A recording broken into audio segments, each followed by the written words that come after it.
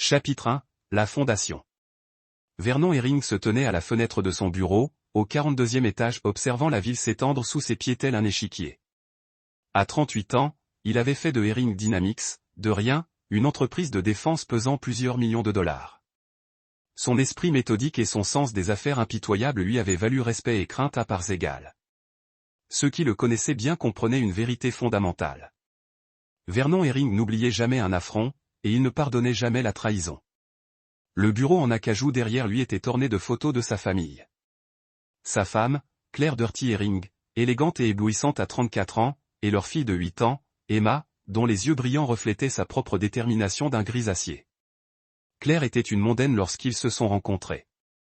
La fille d'une famille aisée qui s'était mariée en dessous de sa condition, du moins c'est ce que croyait sa famille.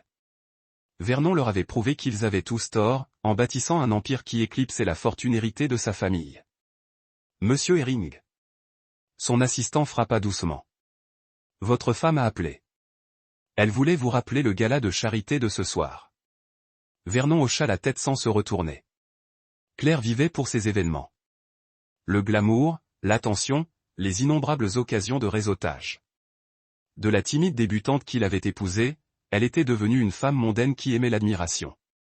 Quelque chose avait changé dans leur mariage au cours de l'année écoulée, une distance que Vernon attribuait à ses longues heures de travail et à son indépendance croissante.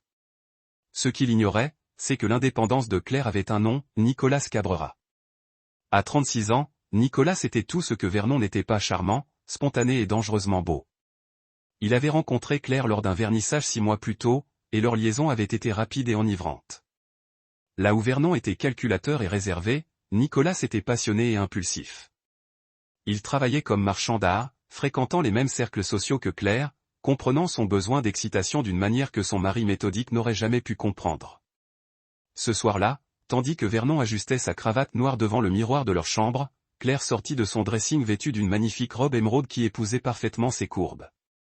Ses cheveux auburn étaient relevés avec élégance et ses boucles d'oreilles en diamant, un cadeau de Vernon pour leurs 10 ans de mariage, accrochaient la lumière. « Tu es magnifique », dit Vernon, sincère. Malgré la distance qui les séparait, il trouvait sa femme à couper le souffle. Claire sourit, mais son sourire n'atteignit pas ses yeux. « Merci. Tu es prête ?» Emma, 8 ans, entra en trombe dans la pièce, vêtue de son pyjama, ses boucles blondes ondulant. « Maman, tu ressembles à une princesse. » L'expression de Claire s'adoucit sincèrement lorsqu'elle s'agenouilla pour serrer sa fille dans ses bras. « Merci, ma chérie. Madame Patterson sera bientôt là pour te surveiller. » Vernon prit Emma dans ses bras. « Sois sage pour Madame Patterson. »« Bon, on rentrera tard. »« Je reviendrai, papa. »« Amuse-toi bien à ta fête. » L'innocence dans la voix de sa fille serra la poitrine de Vernon. Emma était son monde, la seule chose pure dans sa vie de plus en plus compliquée.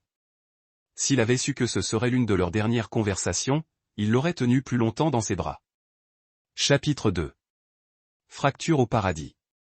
La salle de bal de l'hôtel Winston scintillait parmi l'élite de la ville, réunie pour le gala de charité de l'hôpital pour enfants. Vernon se frayait un chemin à travers la foule avec une aisance maîtrisée, sa réputation lui ouvrant les portes et imposant le respect. Claire s'occupait des salles séparément, son rire résonnant dans l'espace, charmant donateur et mondain. Vernon était plongé dans une conversation avec le sénateur et au sujet d'un éventuel contrat de défense lorsqu'il remarqua le téléphone de Claire vibrer avec insistance à leur table.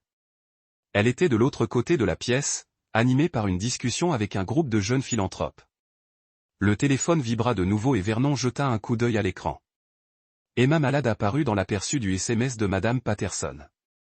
Vernon s'excusa immédiatement et traversa la pièce pour rejoindre Claire. Claire. Madame Patterson avait envoyé un SMS.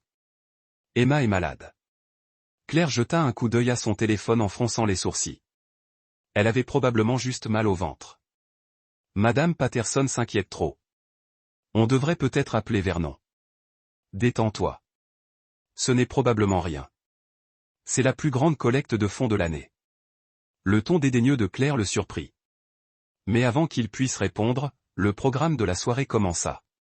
Ce que Vernon ne vit pas, c'était Nicolas Cabrero qui l'observait de l'autre côté de la pièce, ses yeux sombres suivant le moindre mouvement de Claire. Nicolas avait pris soin d'éviter ce genre d'événement où Claire apparaissait avec son mari. Mais ce soir-là, c'était différent.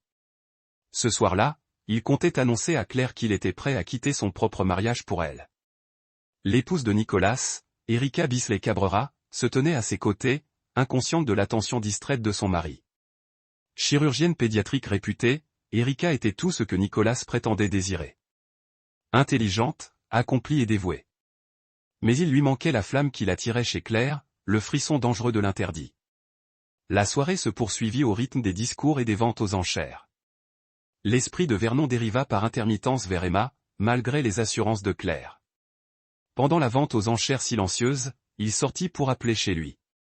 Madame Patterson répondit à la première sonnerie. Monsieur Herring. Dieu merci. Emma vomit depuis 1 heure et a du mal à respirer. Je pense que vous devriez rentrer. Vernon sentit un frisson lui glacer le sang. On part. Si ça empire, appelez les secours. Il se précipita à l'intérieur et trouva Claire en train de rire avec un groupe de femmes, dont Erika Cabrera. Aucune des 2 femmes ne connaissait leur lien par l'intermédiaire de Nicolas. Claire, il faut qu'on y aille. Emma est vraiment malade. L'expression de Claire se transforma en agacement. Vernon, Madame Patterson ne peut-elle pas gérer ça? Le docteur Morrison est là ce soir. Il va annoncer un don important. Et j'ai promis de le présenter à la Fondation Westfield. Vernon fixa sa femme, lisant dans ses yeux quelque chose qu'il n'avait jamais remarqué auparavant. Un calcul froid qui privilégiait son statut social au bien-être de leur fille.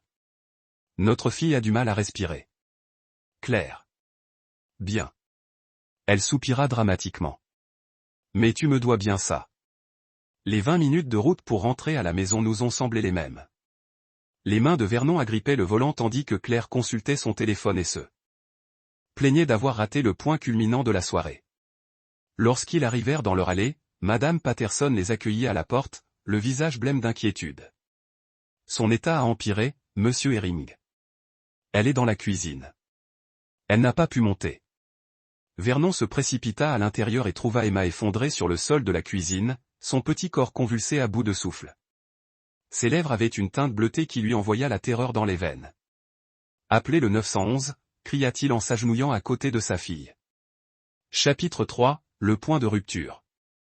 Emma gisait, haletante, sur le carrelage froid de la cuisine, son petit corps luttant pour chaque respiration.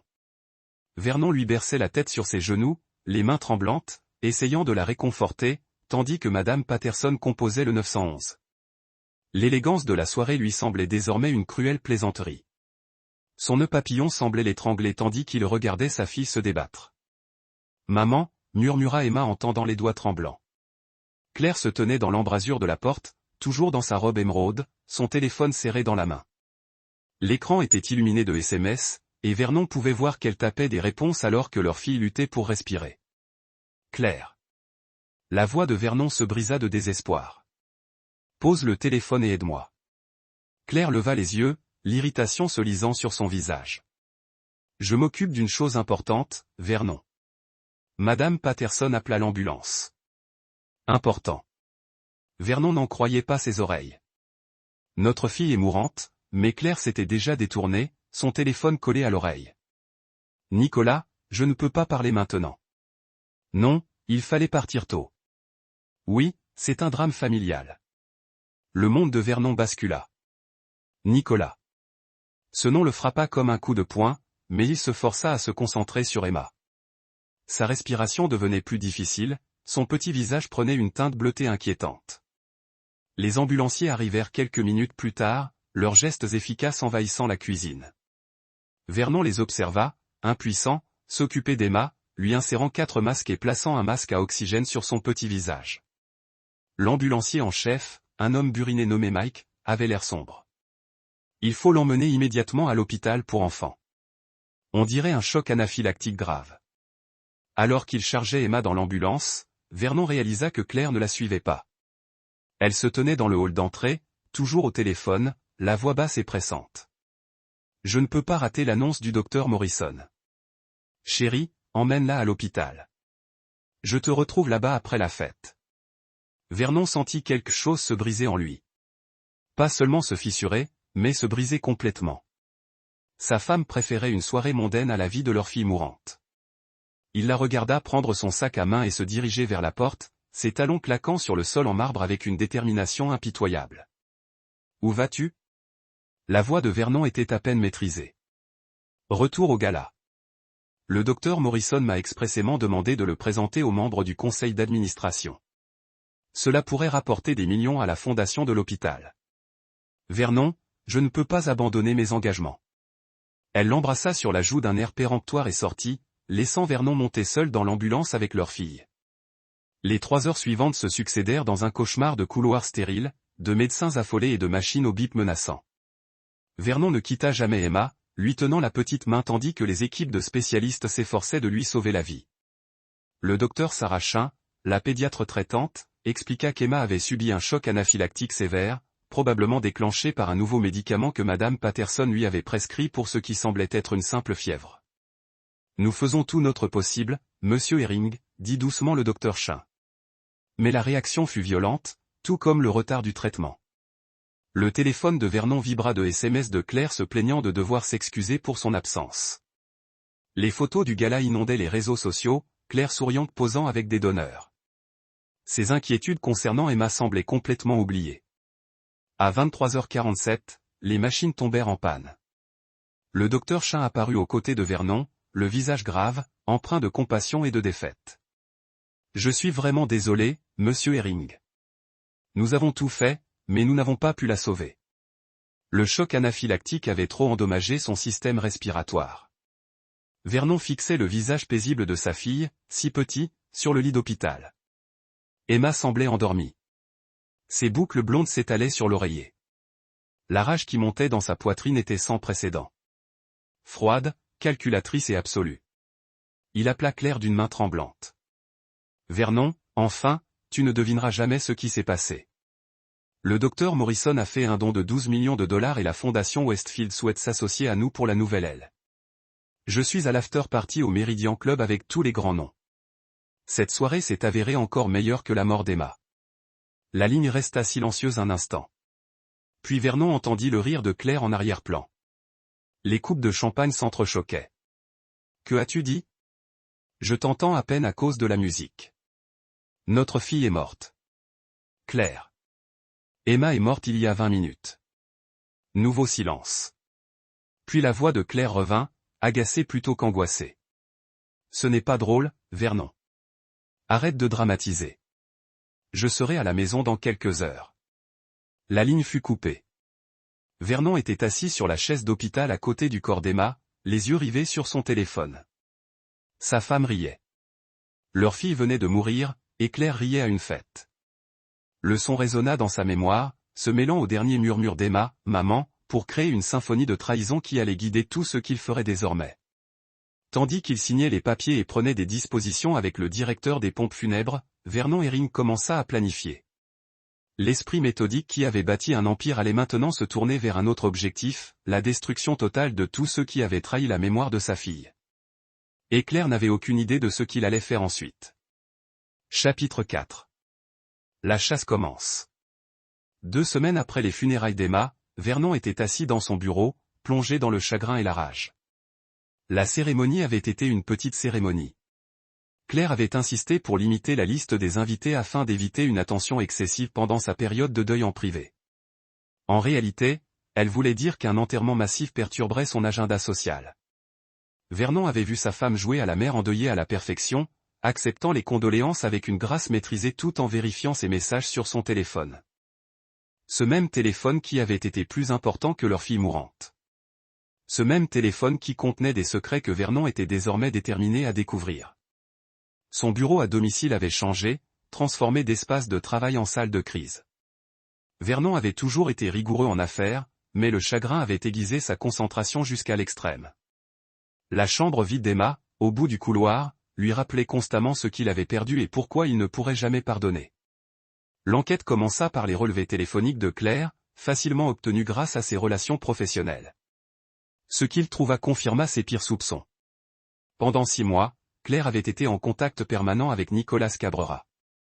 Des centaines de SMS, des appels à des heures indues et des fils de discussion supprimés que le spécialiste informatique de Vernon avait récupérés. Les messages dressaient le portrait d'une femme qu'il reconnaissait à peine. Claire décrivait leur mariage comme étouffant et Vernon comme émotionnellement absent. Elle fantasmait sur le fait de le quitter pour Nicolas, de repartir à zéro avec quelqu'un qui comprendrait sa passion pour la vie. Le plus accablant était un SMS envoyé 3 jours avant la mort d'Emma. « Je ne peux plus attendre longtemps, Nicolas. J'ai besoin de me libérer de cette vie. » Vernon a étudié le parcours de Nicolas Cabrera avec la même approche méthodique qu'il utilisait pour les acquisitions d'entreprises. Âgé de 36 ans, marié au docteur Erika Bisley Cabrera depuis 8 ans, sans enfant par choix, Nicolas dirigeait une petite galerie d'art prospère, spécialisée dans les œuvres contemporaines, destinée à de riches collectionneurs appréciant à la fois discrétion et prestige. Ce qui rendait Nicolas particulièrement utile au projet de Vernon était son faible. Le jeu Nicolas avait accumulé des dettes importantes lors de parties de poker clandestines, empruntant sur le stock de sa galerie pour financer son addiction. Son mariage avec Erika lui assurait une stabilité financière, mais sa liaison avec Claire offrait quelque chose de plus dangereux, l'excitation. Le premier geste de Vernon fut subtil. Par l'intermédiaire d'une société écran, il commença à acheter des œuvres de la galerie de Nicolas, payant toujours au-dessus du prix du marché et manifestant un intérêt pour des acquisitions plus importantes. Pour Nicolas, Vernon Herring n'était qu'un autre riche collectionneur appréciant les beaux-arts. L'ironie n'échappa pas à Vernon, il finançait le style de vie qui lui avait volé sa femme. Pendant ce temps, Claire semblait ignorer que Vernon était au courant de sa trahison. Elle maintenait sa routine d'événements caritatifs et de réunions mondaines. Cependant, Vernon remarqua qu'elle était devenue plus discrète sur son emploi du temps. Elle passait plus de temps sur son téléphone, faisait plus de courses qui duraient des heures et se montrait moins soucieuse de maintenir ne serait-ce que la façade de leur mariage. Le point de rupture survint lorsque Vernon découvrit les projets de Claire pour le fonds commémoratif d'Emma. Au lieu du programme de bourse dont ils avaient discuté, Claire avait réorienté les dons vers une nouvelle aile du musée des Beaux-Arts, un projet qui mettrait en avant la galerie de Nicolas comme partenaire exclusif pour l'acquisition d'œuvres d'art. Vernon comprit avec une clarté cristalline que sa femme utilisait la mort de leur fille pour faire avancer sa liaison. La trahison était si totale, si cruelle qu'elle cristallisa sa détermination. Claire et Nicolas ne perdraient pas seulement leur relation, ils perdraient tout. Il commença avec le docteur Erika Bisley Cabrera. Chapitre 5, le dilemme du médecin. Le docteur Erika Bisley Cabrera était tout ce que Vernon attendait de l'épouse de Nicolas. Brillante, dévouée et totalement inconsciente de la trahison de son mari. À 34 ans, elle dirigeait le service de chirurgie pédiatrique de l'hôpital pour enfants, l'hôpital même où Emma était décédée. L'ironie de ce lien n'échappa pas à Vernon lorsqu'il planifia sa démarche. Sa première rencontre avec le docteur Bisley Cabrera fut organisée par des voies légales. Important donateur de l'hôpital pour enfants, le deuil l'avait incité à être généreux envers le fonds commémoratif d'Emma. Vernon demanda une consultation pour améliorer les protocoles d'intervention d'urgence. Il voulait s'assurer qu'aucun autre enfant ne subisse le sort d'Emma en raison d'un retard de traitement. Le docteur Bisley Cabrera le reçut dans son bureau, un espace modeste rempli de revues médicales et de photos d'opérations réussies. Ce qui frappa immédiatement Vernon, ce fut sa compassion, sa sincère préoccupation pour sa perte, sa connaissance professionnelle des procédures d'urgence et une chaleur qui rendit la trahison de son mari encore plus méprisable. « Monsieur Herring, je tiens à vous exprimer toute ma compassion pour votre perte, dit-elle, ses yeux sombres exprimant une sincère compassion. Le cas d'Emma fut examiné par l'ensemble du service des urgences. Le docteur Chin fit tout son possible compte tenu des circonstances. Vernon hocha la tête, jouant le père en deuil tout en observant sa cible. Je comprends que l'équipe médicale n'était pas en cause, mais le retard à l'arrivée. Si les parents étaient mieux informés des symptômes du choc anaphylactique, d'autres enfants pourraient peut-être être sauvés. Leur conversation dura 2 heures, abordant les protocoles d'urgence, les programmes d'éducation parentale et les initiatives de financement. Le docteur Bisley Cabrera était passionné par son travail, décrivant des cas où une intervention rapide avait sauvé des vies et déplorant ceux où les retards se sont avérés fatals. Le temps est primordial dans les urgences pédiatriques. Elle insista sur le fait que quelques minutes peuvent faire la différence entre un rétablissement complet et la mort, marquant une pause, consciente de la sensibilité de ses mots. Vernon termina doucement. Oui, docteur Bisley Cabrera. J'ai appris cette leçon trop tard. Vernon apprit également que le docteur Bisley Cabrera travaillait tard la plupart des soirs, restant souvent jusqu'à 21 ou 22 heures pour effectuer des opérations et examiner les patients. Son dévouement à sauver des enfants contrastait fortement avec la trahison désinvolte de son mari envers leur vœu de mariage. Au cours des semaines suivantes, Vernon prit l'habitude de venir le soir pour discuter des projets du fonds commémoratif. Le docteur Bisley Cabrera, appelez-moi Erika, apprécia ses conseils et son engagement en faveur de l'amélioration des soins pédiatriques.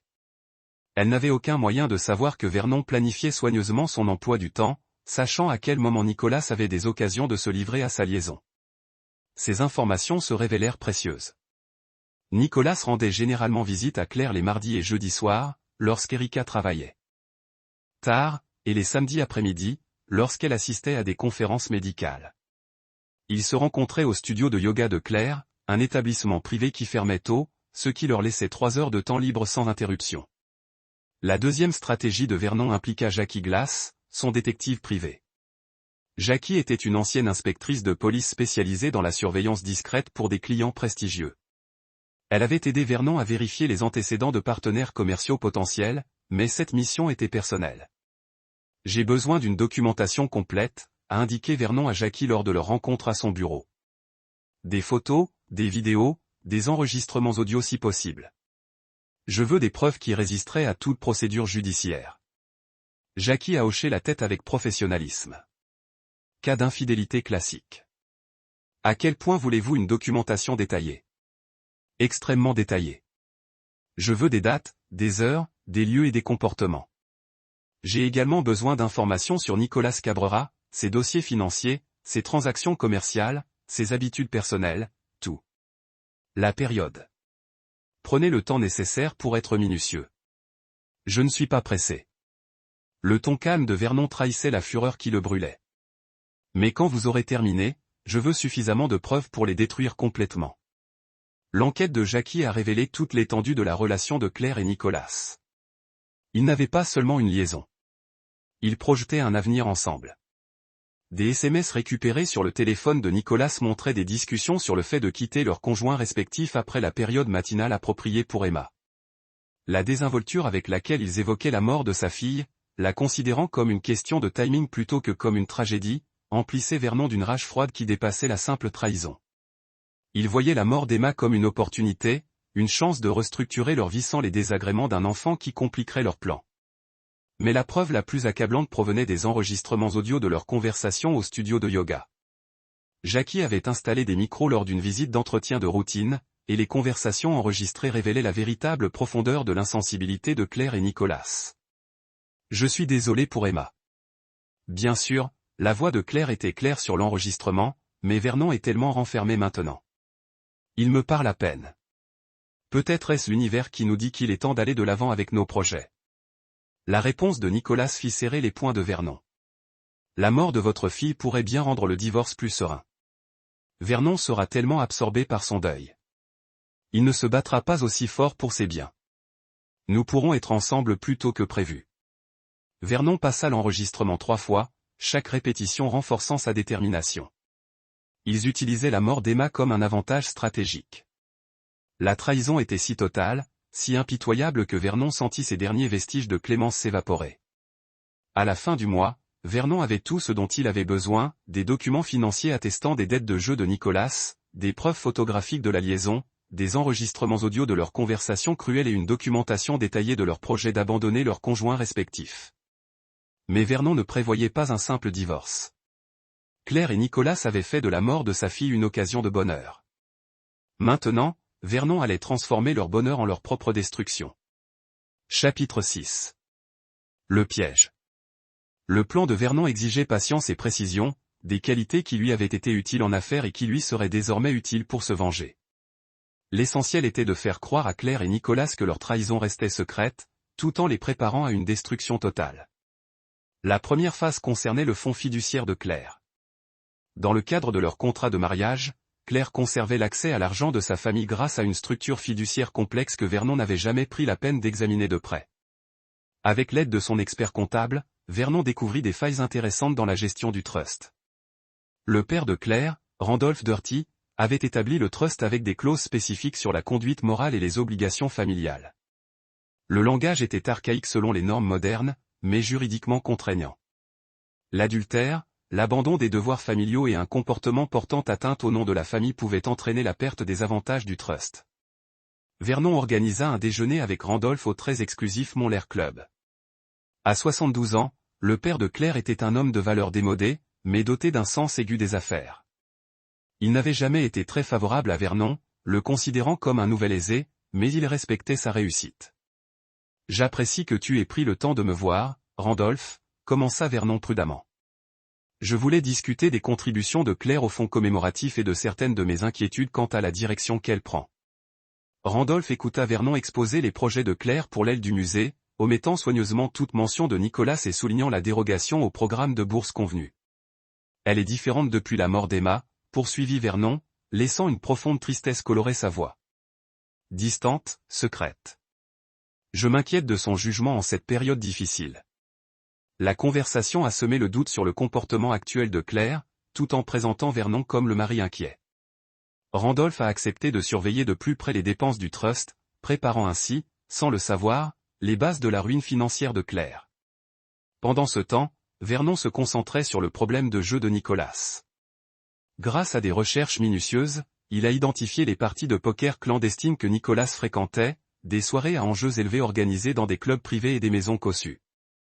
Grâce à ses contacts dans le secteur de la défense, Vernon s'est arrangé pour être invité à plusieurs parties. Nicolas s'est révélé être exactement ce que Vernon attendait, imprudent, présomptueux et incapable de décrypter les gens. Pendant plusieurs semaines, Vernon s'est imposé comme un joueur en observant attentivement les habitudes de Nicolas. Cet homme pariait avec émotion, courait après ses pertes et possédait plusieurs indices importants que Vernon a catalogués pour une utilisation ultérieure. L'élément crucial était Victor Santini, l'homme qui dirigeait le plus grand réseau de poker clandestin de la ville. Santini était lié à des sommes importantes et aux lourdes conséquences pour les joueurs incapables de payer leurs dettes. Vernon l'a contacté avec une proposition commerciale déguisée en faveur personnelle. « Je cherche à organiser des parties privées pour des partenaires commerciaux potentiels », expliqua Vernon lors de leur rencontre dans un restaurant du centre-ville. Des événements à enjeux élevés où des accords se concluent par des cartes. J'aurais besoin de votre expertise pour organiser et gérer ces parties. Santini était intrigué par la perspective d'une couverture commerciale légitime pour ses opérations. La réputation et les relations de Vernon offraient des possibilités d'expansion dans des cercles plus respectables. Ils conclurent un partenariat qui donnerait à Vernon une influence significative sur les parties que fréquentait Nicolas. Le troisième volet du plan de Vernon impliquait le docteur Erika Bisley Cabrera, bien qu'elle ignorât son rôle.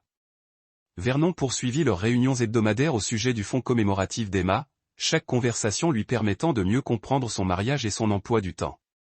Erika mentionna en passant que Nicolas travaillait plus tard, voyageait pour des acquisitions d'art et semblait distrait pendant leur peu de temps ensemble.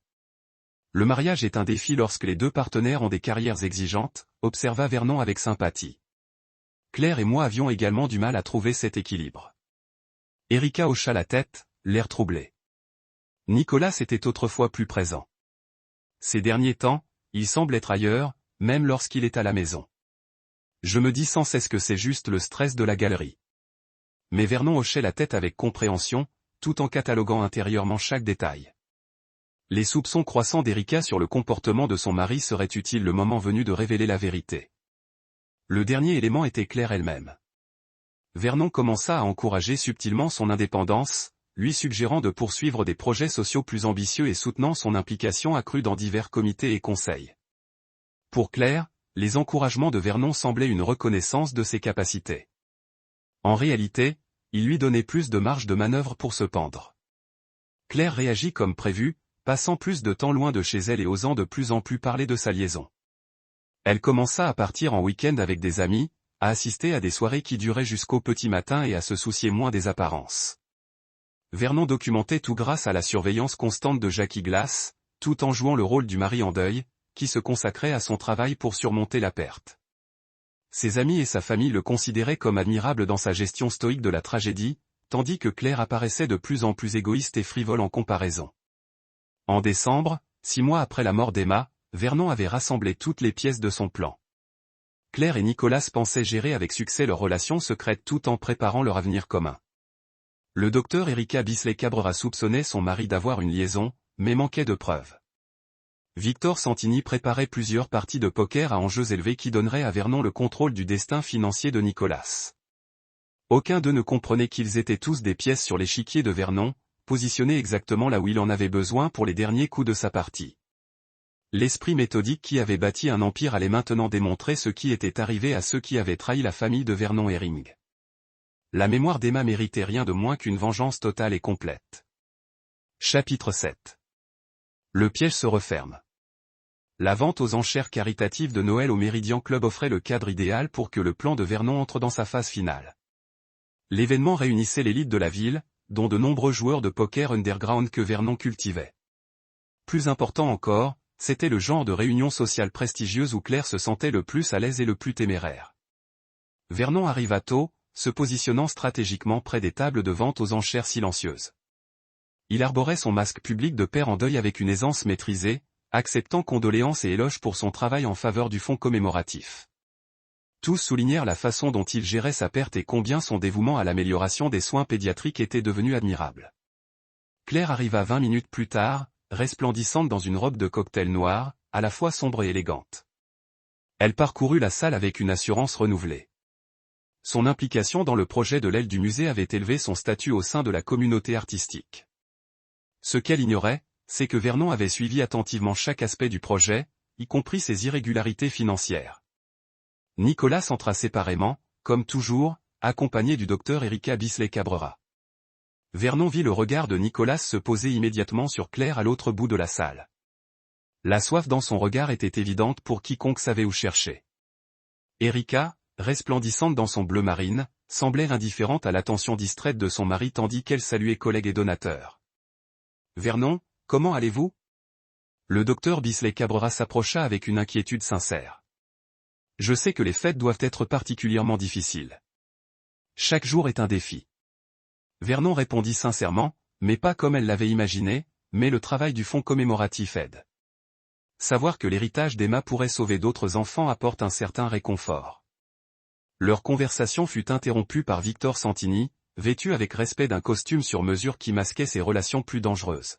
« Monsieur Herring, je tenais à vous remercier encore une fois d'avoir organisé le match de la semaine prochaine. Mes associés ont hâte de rencontrer certains de vos partenaires commerciaux. » Vernon hocha poliment la tête, je sais que plusieurs personnes étaient à l'écoute. Je serais ravi de faciliter les présentations, Victor. Nouer des relations est essentiel dans n'importe quel secteur. Le docteur Bisley Cabrera s'est excusé, mais Vernon a remarqué son expression troublée alors qu'elle regardait son mari, qui était maintenant engagé dans une conversation animée avec Claire près du bar. Les graines de suspicion Vernon avait soigneusement arrosées de germer. La soirée a progressé selon les attentes de Vernon.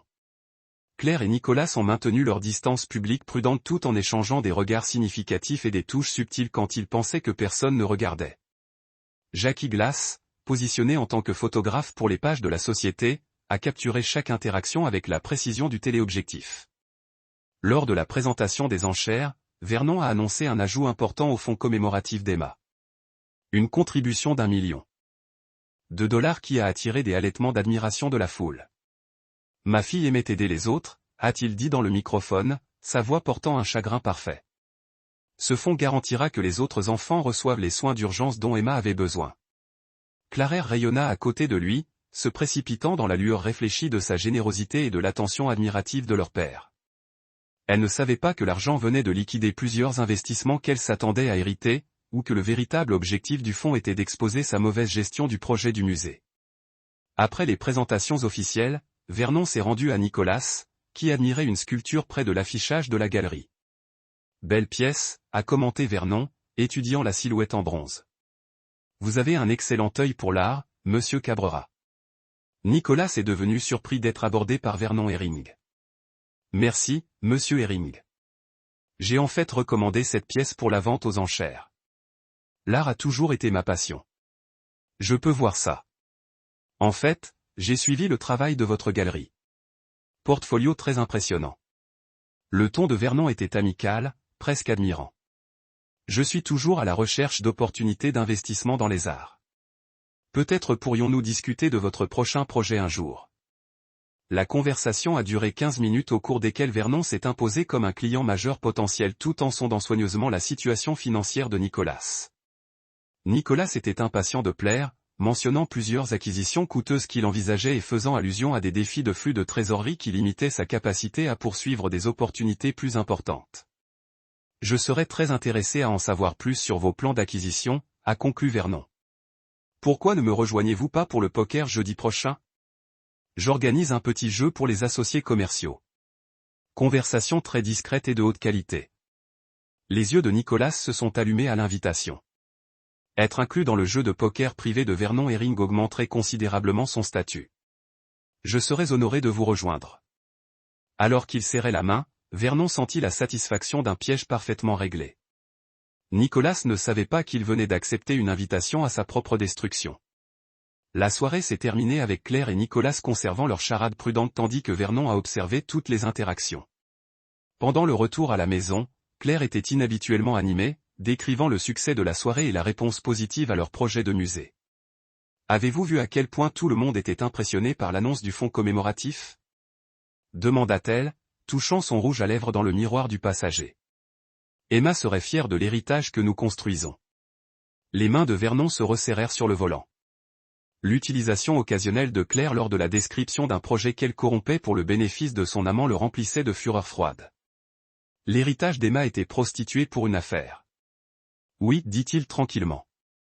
Emma voudrait que sa mémoire aide à exposer la vérité sur les gens.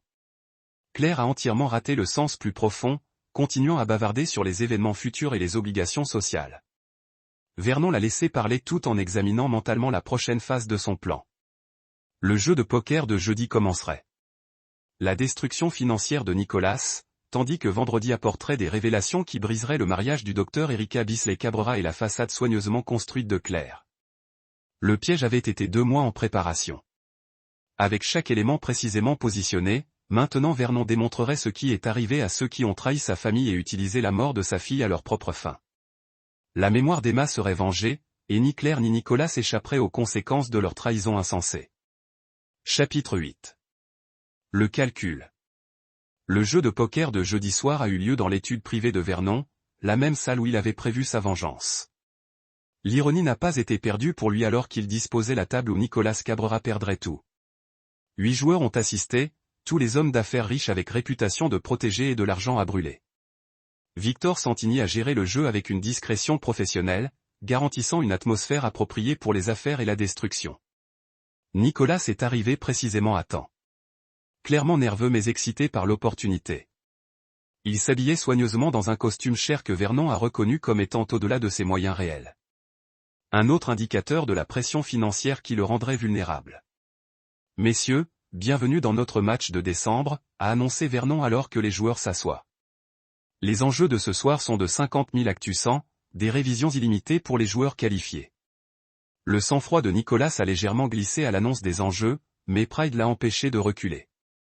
Vernon avait soigneusement recherché ses cibles. Nicolas n'admettrait jamais qu'il ne pouvait pas se permettre de jouer à ce niveau, en particulier devant les connexions commerciales potentielles. Le jeu a commencé innocemment avec Vernon jouant de manière conservatrice tout en observant les races et les modèles de paris de Nicolas. Les autres joueurs étaient qualifiés mais pas des hommes riches prédateurs qui pouvaient se permettre de perdre et de jouer principalement pour le divertissement. Nicolas a été clairement surclassé mais a tenté de compenser les paris agressifs et l'intimidation psychologique. À minuit, Nicolas avait perdu son achat initial et avait emprunté 50 000 autres contre les actifs de sa galerie. Vernon avait soigneusement organisé que le crédit soit disponible avec Victor Santini fournissant un financement à des taux d'intérêt qui seraient les affaires de Nicolas, sinon remboursés rapidement. Rogue Knight a commenté Vernon avec sympathie alors que Nicolas a signé les documents de prêt. Parfois, les cartes ne coopèrent pas. Je vais le retourner, répondit Nicolas sombrement. Je peux lire les gens mieux que quiconque à ce tableau. Vernon sourit intérieurement. Nicolas ne pouvait lire personne, surtout pas Vernon, qui avait délibérément projeté une faiblesse tout en tenant des mains premium. Les 2 heures suivantes ont confirmé l'évaluation de Vernon alors que Nicolas a perdu le 2e achat et a emprunté un 3e, puis un 4e. À 3 heures du matin, Nicolas devait 200 000 $ à l'organisation de Victor Santini avec sa galerie et ses actifs personnels en garantie. Ses mains tremblaient en signant l'accord de prêt final, la sueur battant sur son front malgré la température fraîche. Ne vous inquiétez pas pour la chronologie, a déclaré Vernon tranquillement alors que les autres joueurs se préparaient à partir. L'organisation de Victor est raisonnable quant aux horaires de remboursement, en particulier pour les personnes ayant un bon caractère. Nicolas a hoché la tête avec gratitude, ignorant que Vernon contrôlait tous les aspects de la structure de la dette. Les prêts ont été conçus pour être impossibles à rembourser par le biais d'opérations commerciales normales, garantissant que Nicolas serait confronté à des choix de plus en plus désespérés dans les prochaines semaines. Vendredi matin, la deuxième phase du plan de Vernon. La docteure Erika Bisley Cabrera a reçu un forfait anonyme dans son bureau contenant des photos, des transcriptions audio et une documentation détaillée de l'affaire de son mari. Vernon s'était agonisé pour impliquer une femme innocente dans sa vengeance, mais Erika méritait de connaître la vérité sur son mariage. Les preuves étaient écrasantes et indéniables. Photos de Nicolas et Claire embrassant en dehors du studio de yoga, enregistrement audio de leur conversation insensible sur la mort d'Emma, dossier financier montrant Nicolas utilisant leur compte conjoint pour financer des cadeaux pour sa maîtresse. Vernon avait inclus une note expliquant que la cendre était quelqu'un qui croyait que le docteur Bisley Cabrera méritait mieux qu'un mari qui a utilisé la mort de leur fille comme timing pour sa liaison. Jackie Glass a surveillé la réponse d'Erika de l'autre côté de la rue. Le médecin a quitté les travaux tôt, en conduisant directement à la galerie de Nicolas avec le dossier de preuves qui s'est couché dans ses mains. La confrontation a duré 30 minutes avec des voix surélevées audibles de la rue avant qu'Erika ne se rende à l'assaut, laissant Nicolas debout parmi ses œuvres d'art comme une sculpture brisée lui-même. Vernon a reçu le rapport de Jackie avec sombre satisfaction. Erika Bisley Cabrera déposerait le divorce d'ici lundi, prenant la moitié des actifs restants de Nicolas et éliminant son filet de sécurité financière. Combiné avec les dettes de poker, Nicolas serait confronté à une ruine complète en quelques semaines. Mais Vernon n'était pas terminé. Samedi a apporté la révélation qui détruirait le monde de Claire. Vernon avait organisé son père, Randolph Dirty, pour examiner les dossiers financiers du projet du musée sous la prétention de garantir une bonne gestion des fonds commémoratifs. Ce que Randolph a découvert était un détournement systématique. Claire avait redirigé des dons commémoratifs vers des comptes personnels et utilisé l'argent du fonds fiduciaire pour payer les articles de luxe que Nicolas a présentés comme des cadeaux. La criminalistique financière a montré un schéma clair de vol et de fraude avec Claire en utilisant le fonds commémoratif d'Emma comme compte bancaire personnel pour les dépenses liées à l'affaire.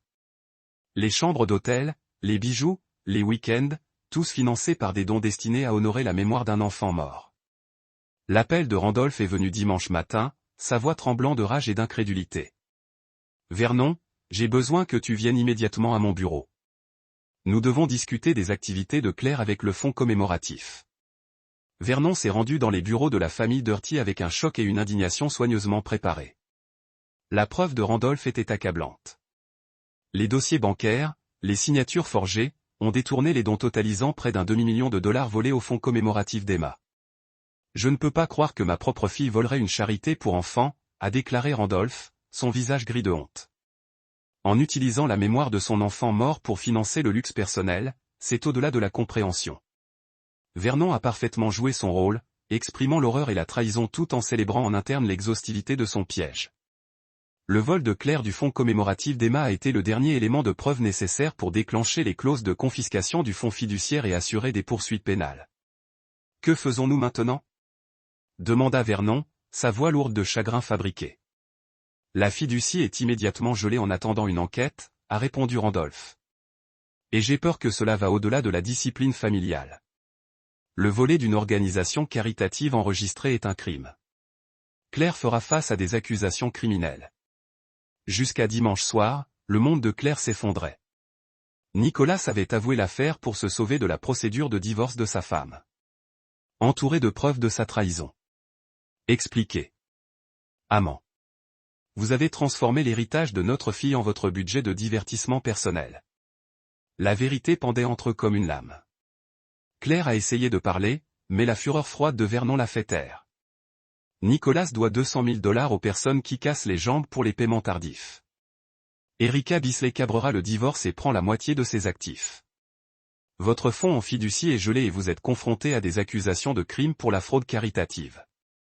Votre amant est ruiné et vous êtes sur le point d'être emprisonné.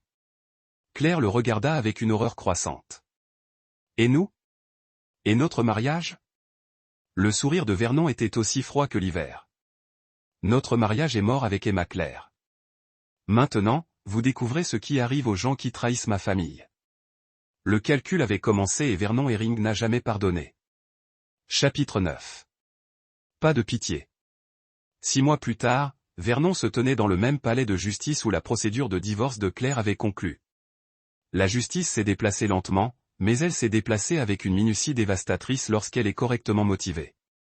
L'influence et les connexions de Vernon avaient assuré que chaque aspect de la destruction de Claire et Nicolas était légalement hermétique et humiliante publiquement. Claire avait plaidé coupable à une fraude caritative pour éviter un procès qui aurait exposé des détails encore plus embarrassants de son détournement de fonds. 3 ans de prison fédérale, suivis de 5 ans de probation et de toute restitution des fonds volés. Son coup de mugshot était apparu sur chaque station d'information locale et journal. La mondaine tombée qui a volé le fonds commémoratif de sa propre fille. La famille de Dirty l'avait complètement renié. Randolph avait déclaré publiquement que sa fille était morte avec lui. Ces actions si honteuses qu'ils ont déshonoré 4 générations d'héritage familial. Le fonds fiduciaire forfait signifiait que Claire émergerait de la prison avec rien, pas d'argent, pas de lien, pas d'avenir dans les cercles sociaux qu'elle avait appréciés au-dessus de la vie de sa fille. Le sort de Nicolas avait été encore plus brutal. Incapable de rembourser l'organisation de Victor Santini, il avait perdu sa galerie, sa maison et sa réputation. Le monde de l'art était petit et impitoyable. Mot de ses dettes de jeu et de son infidélité conjugale. S'était répandu rapidement, détruisant sa crédibilité auprès des collectionneurs et des artistes. La docteure Erika Bisley Cabrera avait divorcé efficacement, prenant la moitié de ses actifs restants et le laissant avec suffisamment de dettes pour assurer la pauvreté permanente. Mais le véritable chef-d'œuvre de Vernon n'était pas la destruction financière ou juridique. C'était l'exil social complet qu'il avait orchestré. Claire et Nicolas avaient construit leur affaire dans les mêmes cercles sociaux qui les rejetaient maintenant entièrement. Chaque ami, chaque connexion commerciale, chaque débouché social qu'ils appréciaient leur était en permanence. Vernon avait méthodiquement contacté toutes les grandes familles de leur sphère sociale, présentant des preuves du vol de Claire de la charité pour enfants et de l'attitude insensible de Nicolas à l'égard de la mort d'Emma. Les enregistrements de leurs conversations sur l'utilisation de la mort d'Emma comme timing pour leur relation avaient particulièrement horrifié les gens qui avaient connu et aimé la petite fille. L'élite de la ville a fonctionné sur la réputation et la confiance. Claire et Nicolas étaient désormais persona non rata parmi les seules personnes qui leur avaient jamais compté. Ils avaient perdu non seulement leur argent et leur liberté, mais leur identité et appartenant au monde, ils ont essayé de construire ensemble. Vernon avait également assuré que leur destruction servait la mémoire d'Emma. Les fonds récupérés avaient été retournés au fonds commémoratif légitime, qui a désormais fourni une formation médicale d'urgence aux parents et des protocoles de réponse plus rapides pour les urgences pédiatriques. La fondation Emma Herring avait déjà sauvé 6 enfants pour une meilleure reconnaissance d'urgence et un meilleur traitement. Debout à l'extérieur du palais de justice, Vernon a ressenti la satisfaction d'une justice parfaite. Claire et Nicolas avaient utilisé la mort d'Emma comme une opportunité pour leur bonheur. Maintenant, la mémoire d'Emma était devenue l'instrument de leur destruction complète. Son téléphone bourdonnait d'un texte de Jackie Glass. Les sujets se sont rencontrés pour le café du centre-ville. Les deux semblent en détresse. Conversation limitée. Dois-je continuer la surveillance? Vernon a tapé. Non. Mission complète. Il n'était plus nécessaire de surveiller Claire et Nicolas. Ils ont été brisés, exilés et confrontés à des années de conséquences pour leur trahison. Ils se souviendraient du nom d'Emma tous les jours alors qu'ils vivaient avec la destruction que sa mémoire avait apportée sur eux. Vernon se dirigea vers sa voiture, passant un magasin de fleurs où il a acheté un petit bouquet de roses blanches, Emma's préférée. Le trajet vers le cimetière de Greenwood a pris 20 minutes dans les rues où Claire ne serait plus jamais la bienvenue lors des événements sociaux. Passé le quartier de la galerie où le nom de Nicolas était synonyme de honte. La tombe d'Emma était paisible sous les arbres d'automne, sa pierre tomba lit simplement. Emma Herring, fille bien-aimée, sa mémoire vit pour toujours. Vernon a placé soigneusement les roses et s'est assis sur le banc voisin que l'on s'était installé pour ses visites hebdomadaires. La justice est terminée, ma chérie, dit-il tranquillement. Maman et son ami ont appris ce qui se passe lorsque les gens blessent notre famille. Le vent a bruissé à travers les feuilles, et Vernon sentit quelque chose qui aurait pu être la paix. La mort de sa fille ne serait jamais guérie, mais elle avait été vengée. Claire et Nicolas avaient payé leur trahison insensible avec tout ce qu'ils appréciaient, l'argent, le statut, la liberté et l'avenir. Vernon Herring avait tenu sa promesse pour lui et à la mémoire d'Emma. Il n'a jamais pardonné à ceux qui ont trahi sa famille, et il n'a jamais fait preuve de miséricorde à ceux qui ont utilisé la tragédie pour leur propre gang. Alors qu'il rentrait chez lui dans sa maison vide, le téléphone de Vernon a montré des appels manqués du numéro de prison de Claire. Il les a supprimés sans écouter, tout comme il l'avait fait pendant des mois. Claire purgerait sa peine complète sans libération conditionnelle. Et quand elle a été libérée, elle trouverait un monde où l'influence de Vernon Herring avait assuré qu'elle ne retrouverait plus jamais de réconfort ou d'appartenance. L'esprit méthodique qui avait construit un empire s'était avéré tout aussi efficace pour orchestrer une vengeance complète et totale. La mémoire d'Emma a été honorée, son héritage était protégé et ses trahisons avaient payé le prix ultime pour leur mépris insensé de la vie d'un enfant innocent. Vernon Herring dormait paisiblement cette nuit-là, sachant que la justice avait été rendue, et la miséricorde avait été de manière appropriée à ceux qui ne méritaient ni pardon ni rédemption. Certaines trahisons ne pourraient jamais être pardonnées et certaines pertes ont exigé une rétribution absolue. Le père d'Emma s'était assuré que ceux qui lui avaient fait du tort se souviendront de son nom pour le reste de leur vie. Pas avec amour, mais avec le goût amer des conséquences qui ne s'estomperaient jamais. C'est là que notre histoire touche à sa fin.